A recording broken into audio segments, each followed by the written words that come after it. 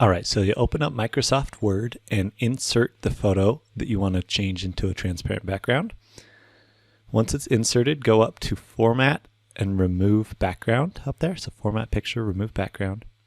Anything that's purple is going to be removed. So you can drag those lines up so that it includes the actual portion that you want to keep. And then anything that's still purple, you can go hit that Mark Areas to Keep and then just click and drag, and that creates a line. You just kind of drag the spots that you want to keep. If there's anything purple, just make sure to go grab it. And then you can also check areas to delete if there are any purple spots where you don't want to have, like the background, for example. And then you'll just go hit Save Changes in the green arrow up there to the top left.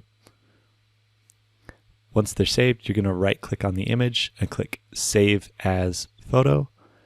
And then it's already there as PNG, that portable network graphics. And then you give it a photo name or a file name, click Save, and you are good to go.